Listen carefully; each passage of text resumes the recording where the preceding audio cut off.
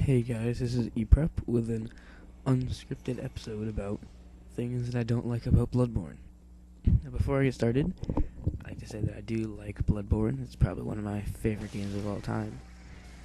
Just because, I don't know, it's pretty amazing. But, just like any game, ever, it makes some mistakes. And there's some things that they add to the game that I think are completely unnecessary. And the first thing I'd like to talk about isn't really much of a design choice. It's just the game has really long load screens. The load screens last like way longer than they need to. I mean, maybe not than they need to, but they're still really long. Uh, Going to the Hunter's Dream, which I'll talk about later, it can last anywhere from like 15 to 30 seconds.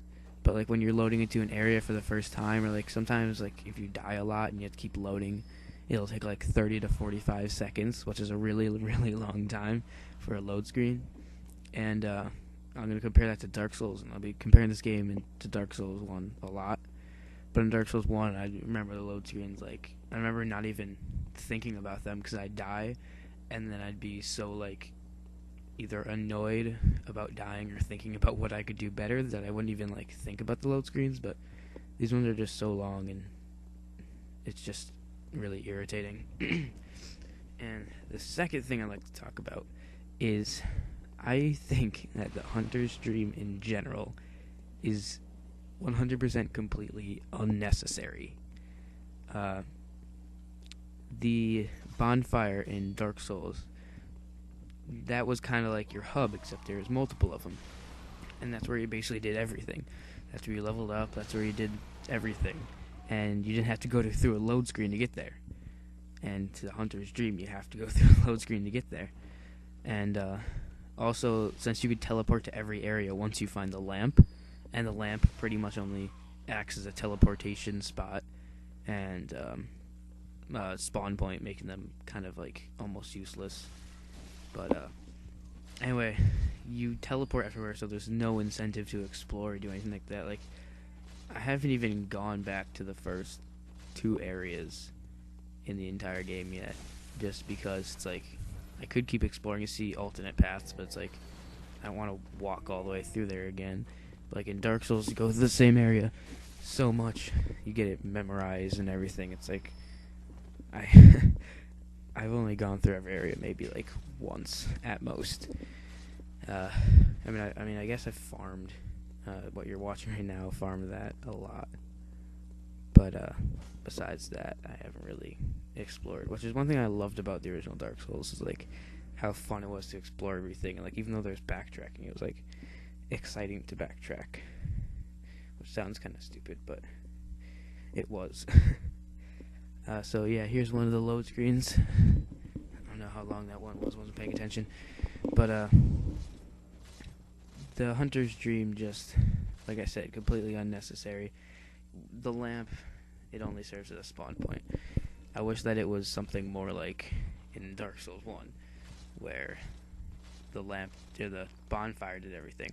And now you have to spawn to this hub world, and like they could have just completely gotten rid of this hub world and just made the world a little bit more cohesive, I guess. Link things together more. Make the bonfire in this game a lamp a little bit more useful.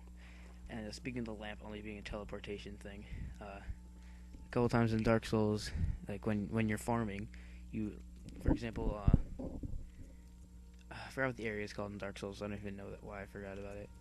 But the area where Ornstein and Samo is, I would always farm all the silver knights, and then I'd run right back to the bonfire and rest and come back up and then restore all my health and my Estus flasks, which I wish there's Estus flasks and not the stupid blood vials. I don't have to keep farming them, but it doesn't really matter, I guess. So there's Estus flasks and your health would get restored. And there's sometimes like I'd walk just away from the lamp and I'd get hit. It's like I don't want to waste the blood vial that I worked hard for. I just want to keep it. So I'd end out having to either waste the blood vial to restore this tiny bit of health so I can have a better chance in the boss battle, or I'd have to go to the lamp, spawn back, teleport all the way to the Hunter's Dream and teleport back, which is annoying and unnecessary. Another thing that might come as a surprise to some people, because not really what you think of when you think of Bloodborne. It's that Bloodborne was actually, I mean, I haven't beat it yet, but it's been way too easy for me. I think I haven't died more than like 10 times in any one area. I mean, except for the first area. Yeah, the first area I definitely died more than 10 times. But after the first area, like the second boss, I beat in like 3 tries. I beat the Witches of Hemwick on my first try. Took me 2 tries to beat the Shadows of Yaranim, or whatever. The Bloodthirsty Beast took me like 2 or 3 tries. I mean, it hasn't really been that hard, like, at all. And the only other boss I think that took me some time to beat was I don't know what it's called, like Amelia Vincenza or something like that. I don't even know. All I know is it's just like this big dog thing with antlers. That boss took me a couple tries, and I probably would have beat it earlier if it didn't freaking heal itself, which is really annoying. But I don't know. Anyway, so the game, that's just a quick recap. To me, the game is too easy. Friggin' teleporting is really unnecessary. Hunter's Dream in general is unnecessary. The lamp is completely useless. It's just all this, like, and the load screens, of course, but all these stupid things that they decided to put into the game that they didn't really have to put into the game. So, and with the game being easy, there's a lot of like noob traps in the game that have been really easy for me to find. When I say noob traps, and talk about like just over here where I'm walking right now, this guy, if you don't have a torch, he'll pop out and attack you. And then the layer down, I'm pretty sure there used to be treasure there too. And then the layer down is the guy with a shotgun that'll attack you if you go and get the loot. But first of all, that guy was there in the some of the demo videos, so I knew he was there. But even then, like, as long as you're cautious in this game, you should really never get attacked by these traps. Like, every single time you round a corner, it's almost like a horror game. You just look from one side, look to the other side, and then know if you're safe or not. And then, like, you know, maybe pop out, pop back in, whatever. It's not really, I mean, like, it's not really that hard.